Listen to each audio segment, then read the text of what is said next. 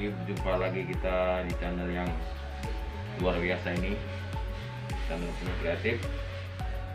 Tetap salam sehat. Jadi di masa pandemi ini ya kita harus ikuti pakai masker, cuci tangan, ya di tangan ini semprot-semprot supaya kita terhindar dari virus-virus. Ya, masker, jaga jarak. Oke. Sekarang kita jumpa pada sepeda motor R15, makin besar proyek kita ini.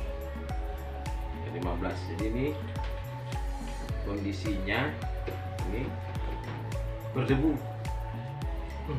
Berdebu sepeda motor ini. Sudah lama nggak hidupkan, debunya banyak kali. Ini masalahnya nggak bisa hidup. Nah, sini kamera. Mati ya, pai pun nggak bisa. Klaksonnya nggak hidup, lampunya nggak hidup, indikator nggak hidup, semua nggak hidup ya. Oke, jadi kalau udah berbicara sepeda motor yang mati total seperti ini, kita ya harus punya ini. Jangan ini, nggak boleh, nanti rusak ini, hancur sepeda motor ini. Alat ini memang harus kita pakai ini. Jadi para penggemar otomotif, kalau sudah berbicara tentang elektrikal ya harus punya alat ini, minimal. Ini paling minimal, paling paling sederhana harus kita miliki. Jadi alat ini namanya multitester, seperti yang kemarin juga. Di sini bisa mengukur kontinuitas. Ini mengukur kontinuitas. Ini kalau bahasa kerennya ini ohm atau tahanan atau hubungan, bisa lakukannya. Nampak ininya, ini ada kali 1, kali 10. Tapi yang paling penting di sini adalah mengukur hubungan, berhubungan atau tidaknya suatu benda yang berfungsi sebagai penghantar. Nah, ini ya. Kemudian di sini juga yang selalu kita pakai. Kalau di sini DC miliampere ini kemampuan dia sangat sedikit. Ini biasanya kita pakai untuk mengukur besarnya arus listrik DC, kuat arus.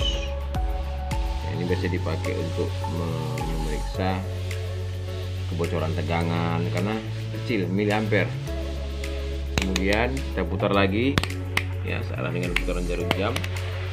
Ini ringnya dari sini nampak ya. Nah, ini DC port. Ini mengukur tegangan, tapi tegangan DC, direct current tegangannya itu. Kalau untuk sepeda motor itu selalu harus kita pakai di 50 ya, karena kita mengetahui arus voltase sepeda motor ini 12 volt. Jadi ini kita pakai di 50. Dan yang kita pakai di skala 0 ke 50, bacanya dari kiri ke kanan. Oke, ada istilah kalibrasi awal, ada istilah kalibrasi di ujung. Kalibrasi 0 ohm adjuster. Nah, ini kalau kita mengkalibrasi di posisi ohm.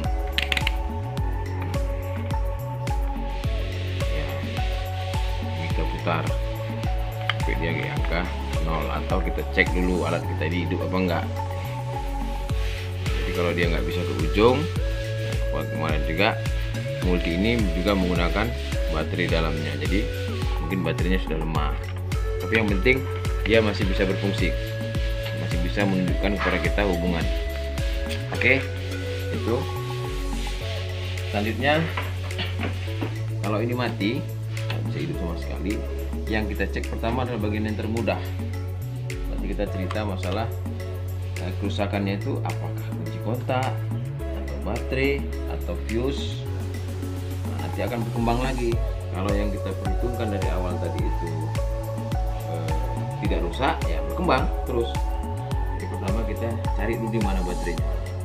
Kalian juga harus tahu di mana posisi baterai R15. Ini kita buka. Ini tadi ini udah kita cari-cari nih ya. Ya ini ya, buka. Port ini kita buka. Ini juga. Kita buka. Setelah itu ini kita buka ininya. Nah, yang dijepitnya. Awas ya. Nah, ini. Jepit ini. Juga ada jepitnya. Tarik. Baru ini. Ya, ini. Ini kan tadi kunci dari sini. Kunci dari sini. Caranya gini aja, tarik ini ya, untuk gampang ya, lepas, tarik ini, tarik. Oke. Nah, jika ada yang kurang jelas nanti boleh ditulis di kolom komen.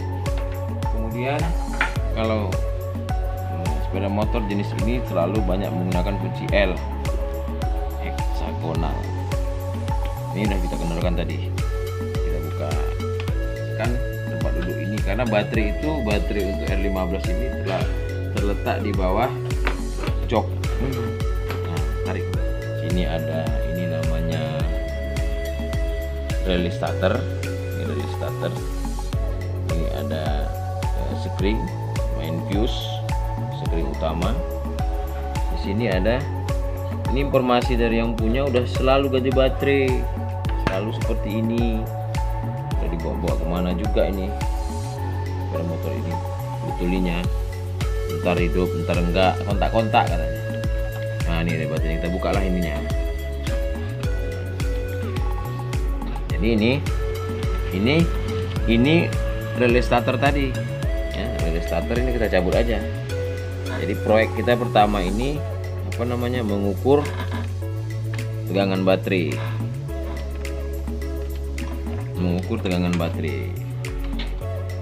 berapa besar tegangan itu.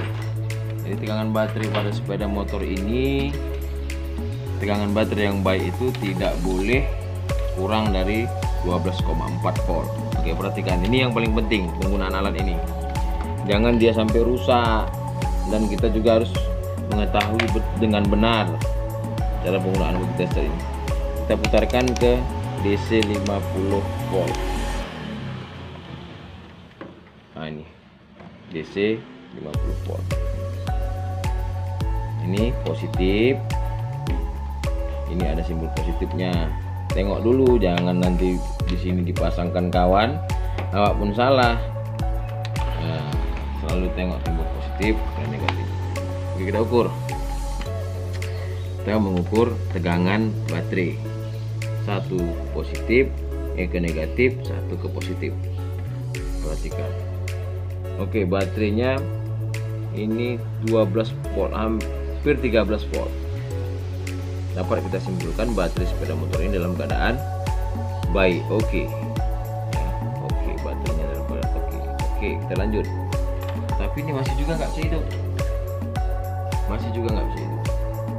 Selanjutnya apa yang kita kerjakan? Memeriksa tegangan pada fuse. Pada spring. Ini ada dua jenis spring, kita buka. Satu, ada dua spring. Ini ada satu lagi dua. Ini kita nggak tahu di sini, nggak tahu kita mana ada spare part atau cadangan, nggak ada tulisan di sini. Kita cek aja tegangannya.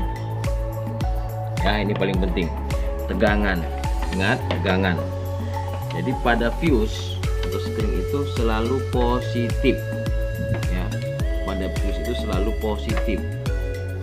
Ini tolong diperhatikan ya, terutama bagi siswa-siswa SMK jurusan teknik sepeda motor, selalu salah.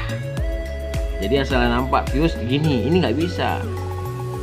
Fuse itu nggak boleh seperti ini kalau dalam posisi ini pemeriksaannya. Ini kita anak-anak ini atau siswa-siswa ini selalu gini. Nah, yang nggak ngerti makanya ini ukurnya gini.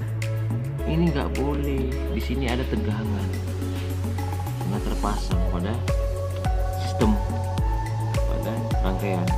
Yang boleh itu ini kita buat tetap ini di DC 50 volt. Dan ini positif, dan di fuse selalu positif. Makanya ini yang negatif kita masukkan ke negatif, ke terminal negatif baterai. Nampak nih ya. Kemudian positif kita ukur ini. Kita ini dari belakang ini udah ada disiapkan. Ya, ada ya, tegangan naik. Ada. masuk tegangannya ke kaki yang ini. Kita cek kemari, masuk. Sini ada, masuk. Berarti tegangan ini kemari masuk. Yang ini kita cek, kemari nggak ada, nggak bergerak jarum multitester, tidak ada tegangan, juga nggak ada tegangan. Maka kita cek ini kenapa? Kita cabut, kita lihat ke dalam. Nah, ini dia. Ternyata dia nggak punya terminal. Berarti ini spare part atau cadangan jika yang ini yang satunya rusak atau putus. Berarti ini kesimpulannya, ini spring ini dalam kondisi baik. Kita buka lagi, kita cabut springnya, kita cek kenapa dia nggak bisa masuk. Kita lanjut ya, kita lanjut pemeriksaan fuse. Tadi udah kita ukur, dia bagus. Di sini nampak tadi waktu kita ukur tegangannya, dari sini ada, ini ada. Sekarang kita periksa kontinuitasnya pakai multitester, hubungannya. Perhatikan kemari. Nah, ini harus tahu kemana kita arahkan selektor multitester ini. Kita pakai dikali 10 ohm. Oke, kita coba dulu ini bagus apa enggak. Oke, bagus. Kita kalibrasi, jangan kena ke tangan ini. Nah, kalibrasi, paskan ke 0, baru kita ukur. Ini kita ukur lah, kita periksa lah hubungan atau kontinuitas daripada fuse ini. Oke, fuse ini dalam kondisi bagus, tidak ada masalah. Kita goyang-goyang juga, tidak ada masalah. Apa namanya? Naikkan sedikit biar nampak ininya. Ada masalah ininya. Oke, agak kesana sedikit kameranya. Ya, ini, ya, nampak dia bagus. Setelah ini kita periksa. Kalau masalah seperti ini, kita juga harus meyakinkan ini dudukannya ini dalam posisi yang bagus. Ini, nah ini. Kalau istilah sepatu kabelnya, spoon. Ini kita agak itu kan, karena kondisi fuse-nya bagus, tegangannya masuk. Nah, ini kita baguskan. Jadi tegangan itu tidak boleh longgar. Ya, menghubungkan dua terminal itu nggak boleh longgar. Oke, kita coba ini. Ya, nih. Oke, udah kita kuatkan, yakinkan dia nggak goyang. Coba kita pasang on kunci kontak. Nah, perhatikan. Ya, ternyata betul. Masalah sepeda motor ini hanya di fuse goyang. Nah, main fuse utama ini nampak. Para pecinta otomotif, khususnya pelajar SMK jurusan teknik dan bisnis sepeda motor, nampak kan? Nah, nampak dia lampu udah hidup, odometer sudah hidup, dan lampu depan pun udah hidup. Nah, nampak ya? Ini nampak hidup sepeda motor ini. Ya, kita coba lagi. Kita coba lagi ini. Kita udah tahu sumbernya. Oh, kita coba kita goyang. Ya, nggak ada apa-apa. Masalahnya tadi ini di spoonnya atau di sepatu kabelnya itu goyang. Sekarang setelah kita yakinkan ini on, tidak ada masalah lagi. Sekarang kita coba menghidupkan mesin ini, ya. Ini kita pasang tadi, kita lepaskan tadi kan, kita lepaskan kabel untuk starternya. Pasang ini, kita kembali kita settingkan supaya tidak ada bermasalah, ya. Ini, oke, kita coba. Ya, ini on, hidup. Ya, ini. Oke, hidup. Kita coba. Oke, apa? Jadi hanya itu aja. Ini di sini.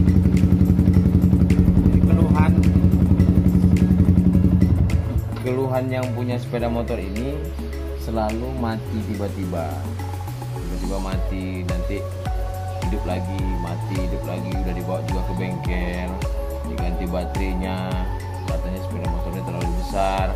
Ternyata di sini masalahnya didudukan main fuse. Jadi kita tidak boleh memandang persoalannya itu ke yang rumitnya, tetap analisis troubleshooting itu dari yang paling mudah ke yang paling sukar.